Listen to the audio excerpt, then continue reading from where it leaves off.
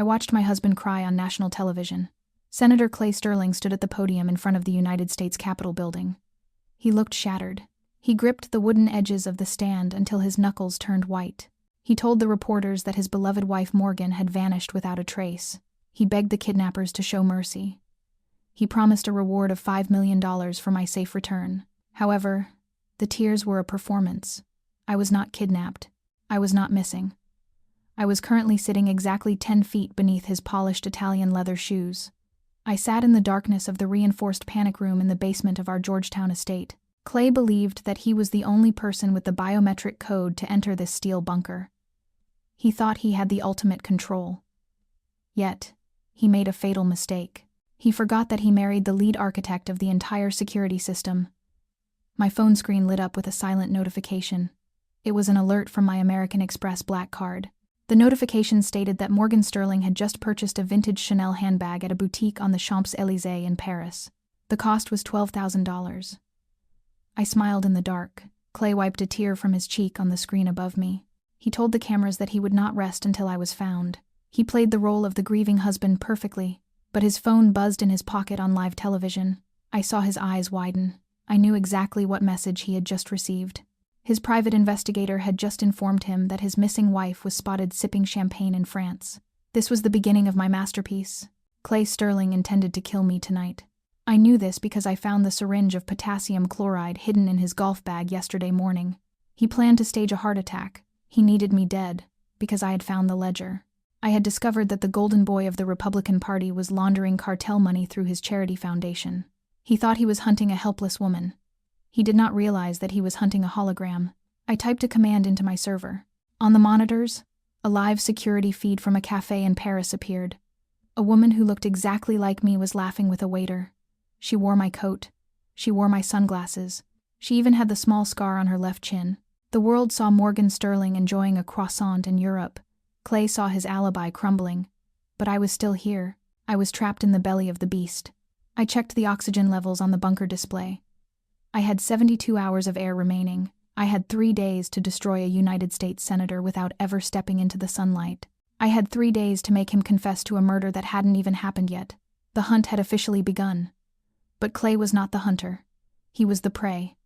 Clay Sterling married a face. He did not marry a mind. He forgot that before I was the elegant Mrs. Senator Sterling, I was Dr. Morgan Vance. I was the youngest lead developer at Pentagon Defense Systems.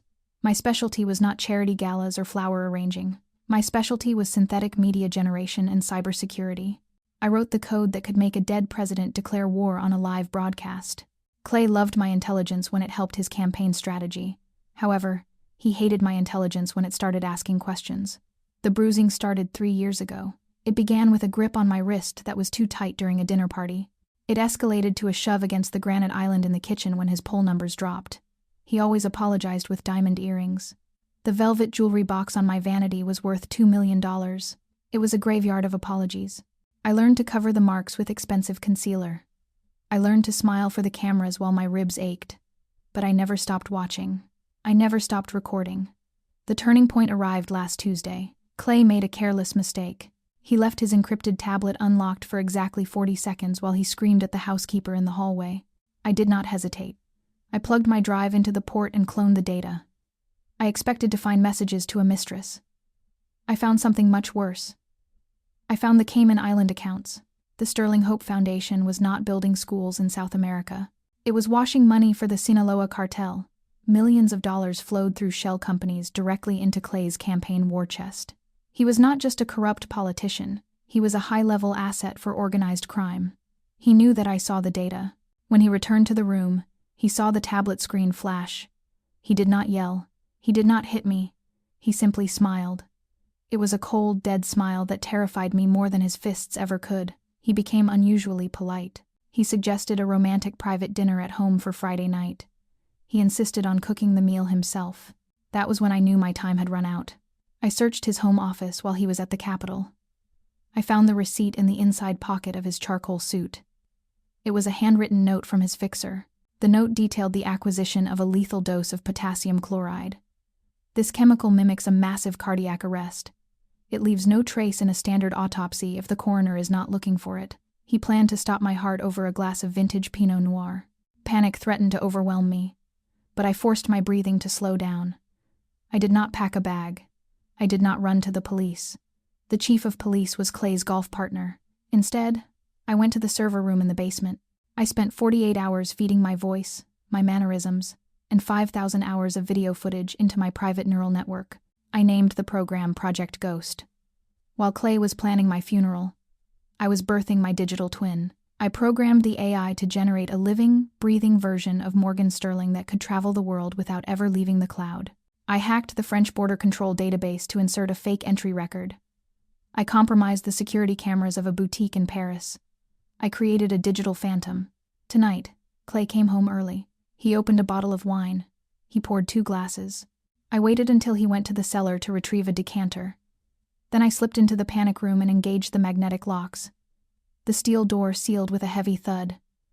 Upstairs, I heard Clay drop the wine glass. He realized the bird had flown. He realized the house was empty, but he was wrong. The house was not empty. It was weaponized. I looked at the monitors in my bunker. Clay was frantically calling his fixer. He was sweating. I typed my next command. The speakers throughout the entire mansion crackled to life. My voice filled the hallways. It was not a recording. It was the AI, synthesizing my speech in real time. "Hello, Clay," the voice echoed through the empty house. "I hope you didn't pour the wine yet." He spun around, searching for the source of the sound. I leaned back in my chair. He wanted to silence me, so I decided to become the loudest noise in his life. Clay sprinted toward the library. He tore the wireless speaker from the wall and smashed it against the mahogany floorboards. Plastic and wires shattered across the room. He panted heavily. His eyes darted around the empty space like a trapped animal. He demanded to know where I was hiding. He threatened to burn the house down if I did not reveal myself. I sat in the cool air of the bunker and took a sip of water. I did not answer him with my voice. I answered him with the news cycle. I executed Command Sequence 4. On the wall of monitors, I watched the live feed from CNN. The breaking news banner turned bright red. The anchor announced a shocking development in the search for the missing senator's wife. A video played on the screen. It was footage of Morgan Sterling walking into a luxury jewelry store in Milan, Italy. The timestamp was from 1 hour ago. The deepfake was flawless. The AI had perfectly replicated my stride, the way I tilted my head, and even the nervous habit I had of touching my necklace. In the video, the digital Morgan smiled at the clerk and purchased a diamond bracelet worth $50,000. Upstairs, Clay stared at the television in the living room. His face drained of color. He knew I was in the house 10 minutes ago. He knew it was physically impossible for me to be in Italy. He grabbed his phone to call the chief of police. He intended to scream that the footage was fake. He wanted to tell them that his wife was playing a game. However, I intercepted the signal. My server acted as a ghost cell tower. When Clay dialed the number for the police chief, the call did not go to the station. It went to me. I answered the call using the voice synthesis engine. I did not use my own voice. I loaded the voice profile of Chief Miller. "Senator, we saw the footage," the fake Chief Miller said through the phone. "Your wife is alive and spending money. We are calling off the search. Go home and sleep it off, Clay. You sound drunk." Clay screamed into the receiver. He insisted that I was in the house. He sounded unhinged. He sounded paranoid. I terminated the call. Then I logged into his Twitter account. Clay Sterling had 3 million followers. His brand was built on family values and religious discipline. I decided to rebrand him. I uploaded a video to his official verified account. This video was not real. It was a simulation I had rendered 3 hours ago. In the video, Clay sat in his office, holding a glass of whiskey. His tie was loosened. He looked directly into the camera and laughed. The digital Clay spoke clearly. He mocked his voters. He called them gullible sheep. He joked that the cartel paid better than the taxpayers. I hit post. The reaction was instantaneous. The internet exploded. In the living room, Clay's phone began to vibrate violently. It buzzed with thousands of notifications per second. His campaign manager called him. His publicist called him. The governor called him. Clay looked at his phone in horror. He saw the video of himself saying things he had never said, posted from a device in his own hand. He tried to delete it, but I had locked him out. I had changed the 2-factor authentication to a number that did not exist. He threw the phone across the room. It cracked against the fireplace. He was isolated. He could not trust the news. He could not trust the police. He could not even trust his own reflection on a screen. Suddenly, the lights in the mansion flickered. I cut the main power grid. The house plunged into total darkness. The only light came from the lightning storm raging outside the windows. I activated the night vision cameras. I watched Clay stumble in the dark. He reached into his jacket and pulled out a Glock 19 pistol. He racked the slide. He began to move toward the basement door. He remembered the panic room. He remembered the architect. He moved slowly down the hallway. He shouted that he knew I was downstairs. He fired a warning shot into the ceiling. The sound of the gunshot echoed through the silent house. I checked my defensive systems. The panic room door was made of ballistic steel. He could not shoot his way in, but he had the manual override key hidden in a safe in the master bedroom. If he remembered the key, he could open the door mechanically. I saw him stop on the stairs. He froze. He turned around and ran back up toward the bedroom. He remembered the key. My heart hammered against my ribs. The psychological torture was working, but it had pushed him too far. He was no longer trying to protect his reputation. He was trying to eliminate the threat. I needed to slow him down. I typed a command to the smart home system. I overloaded the sprinkler system on the second floor. Fire alarms began to wail. High-pressure water burst from the ceiling nozzles in the master bedroom. It soaked the expensive carpets. It soaked the bed, and most importantly, it created a wall of chaotic noise and confusion. Clay slipped on the wet marble floor. He fell hard. I watched him struggle to his feet. He was wet, angry, and armed. He was coming for me, but he didn't know that I had one more digital card to play. I opened the file labeled the Cayman Ledger. I did not send it to the police. I sent it to the person Clay feared most. I sent the ledger directly to the private email of El Santo, the head of the Sinaloa cartel. I attached a simple message masked as if it came from Clay's account. I am keeping the money. Come and get it. The hunter was about to become the hunted, not by the law, but by the wolves he had tried to tame. Clay stood before the steel door of the panic room. He was soaking wet. His expensive Italian suit was ruined by the sprinklers. He held the manual override key in his trembling hand. He inserted the key into the hidden slot behind the biometric panel. The gears inside the heavy door ground together. The sound was like the groan of a dying beast. I watched him on my screen. I saw the vein in his neck pulsing. He believed that he was seconds away from ending his nightmare. He believed that he would walk into that room, inject me with the potassium chloride, and drag my body out to stage a tragic accident. The hydraulic seals hissed. The door swung open. Clay raised his Glock 19. He stepped into the room. I was sitting in the leather chair in the center of the bunker. I was facing away from him. My posture was stiff. I did not turn around. He kicked the doorstop into place to keep the exit open. He walked slowly toward me. The gun was aimed directly at the back of my head. He began to speak. He did not scream. He spoke in a low, dangerous whisper. He told me that I was a brilliant woman. He admitted that I was the smartest person he had ever met. However, he claimed that smart women were dangerous. He confessed that he had married me for my algorithms, not my heart. He took another step. He admitted to the money laundering. He bragged that the cartel paid him $10 million last year alone. He stated that no jury would ever convict Clay Sterling because he owned the judges. He was confessing. He thought he was speaking to his victim in her final moments. He did not know that he was speaking to a global audience. I was live streaming the feed from the panic room directly to the cloud. Clay reached out with his left hand. He grabbed my shoulder to spin the chair around. He wanted to look me in the eyes when he pulled the trigger. He pulled the chair. It spun. He screamed. The chair was empty. Suddenly, the air in the room shimmered. The image of Morgan Sterling sitting in the chair flickered like a broken television screen. It distorted into pixels of blue light. Then it vanished completely. Clay stumbled back. He fired his gun in panic. The bullet passed through empty air and ricocheted off the steel wall. Sparks flew. He was alone in the room. "Where are you?" he shrieked. He spun in circles, aiming his weapon at the shadows. My voice filled the small concrete room. But this time, the sound quality was different. It was crisp. It was clear. "Look at the desk, Clay," I instructed him. He looked at the metal desk in the corner. There was a single tablet propped up against the wall. On the screen was a live video call. He looked at the screen. He saw me. But I was not in the bunker. I was not in the basement. I was sitting on a velvet sofa in a hotel suite. Through the window behind me, he could see the illuminated dome of the Capitol building.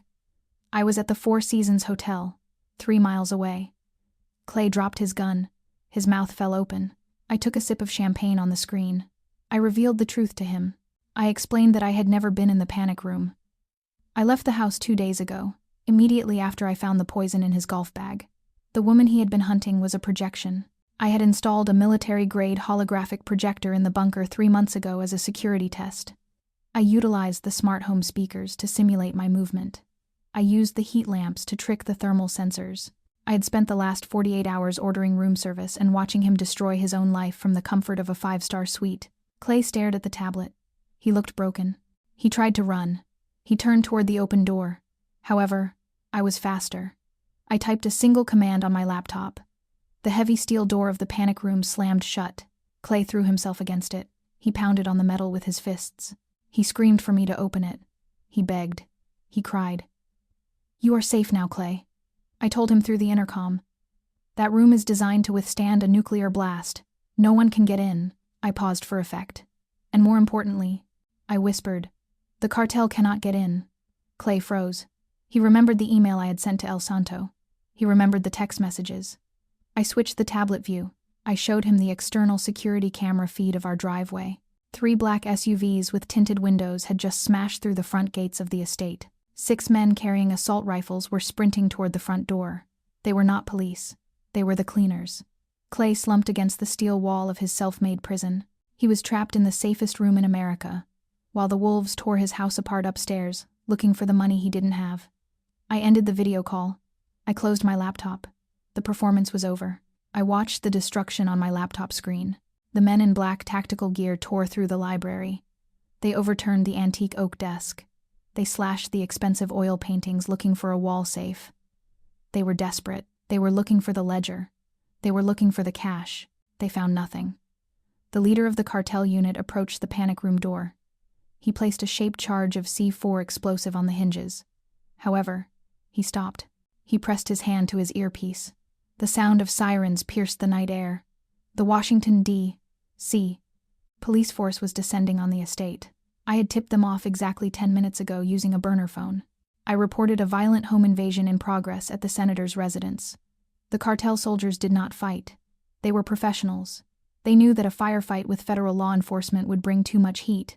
They abandoned the breach and vanished into the shadows of the garden. Silence returned to the mansion. Then came the red and blue lights. The SWAT team kicked down the front door. They moved with military precision. They swept the ground floor with rifles raised. They descended the stairs to the basement. I leaned closer to the screen. They found the panic room. They saw the dents from Clay's fists. They heard his muffled screams from inside.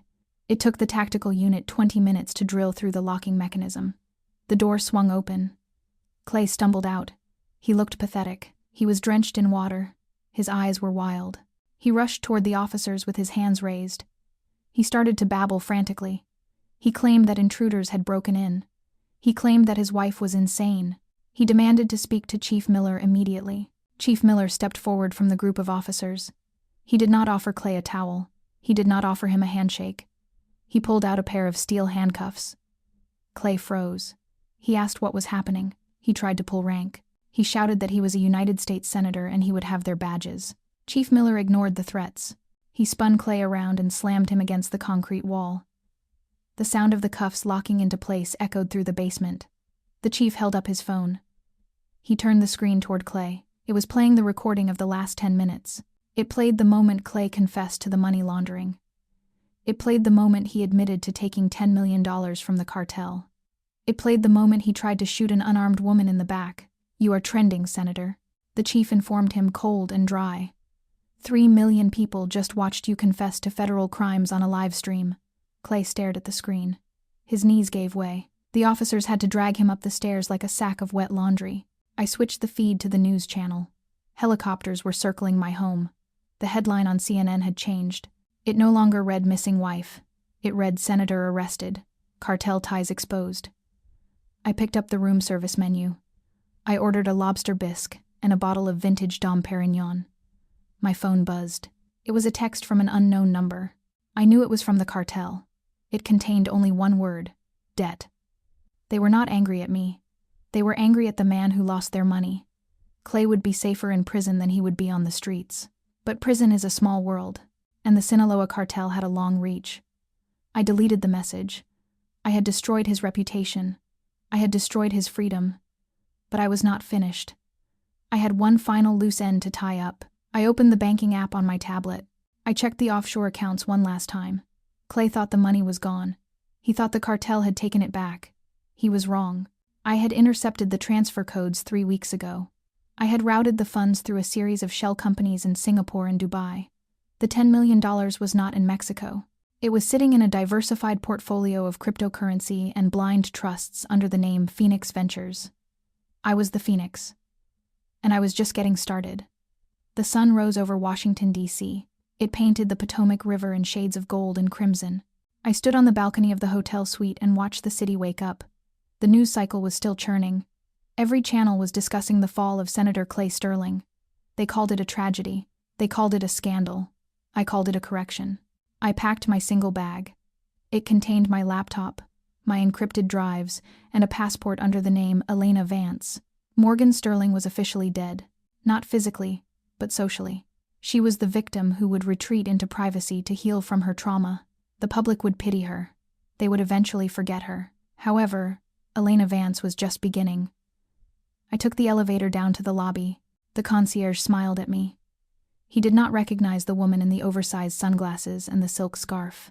He simply saw a wealthy guest checking out. I walked out of the revolving doors into the crisp November air. A black town car was waiting for me at the curb. The driver opened the door. I slid into the leather seat. As the car pulled away from the curb, I looked back at the Capitol Dome one last time. Clay had spent 20 years trying to climb to the top of that hill. He thought power came from handshakes and backroom deals. He thought power came from fear. He was a dinosaur, staring at a meteor. He failed to realize that the world had changed. In the 21st century, the person with the gun is not in charge. The person with the admin password is in charge. He treated me like a trophy. He put me on a shelf. He forgot that even a trophy has sharp edges if you hold it the wrong way. I checked the phone. The cryptocurrency transfer was complete. $10 million was secure. I smiled. Revenge is not about violence. Violence is messy. Violence leaves evidence. True revenge is rewriting the narrative. It is letting your enemy destroy themselves while you watch from the front row. I am not a killer. I am simply a programmer. And I just deleted a glitch from my system. The car merged onto the highway toward the private airfield. I was flying to Zurich. The game was over. I had won. Now, I have a question for you. You watched me destroy a powerful man with nothing but a laptop and a voice recorder. You cheered for me. You wanted Clay to fall. But ask yourself this. The next time you see a scandal on the news, or a video on your phone, or a confession on a screen, are you looking at the truth? Or are you looking at a masterpiece painted by someone like me? In a world where everything can be faked, trust is the only currency that matters, and Clay Sterling just went bankrupt. If you enjoyed watching the senator fall, hit the like button. Subscribe to this channel if you want to see who I target next. Tell me in the comments below. If you had the power to become a digital ghost, whose secrets would you expose first? I will be reading your answers from the first class cabin.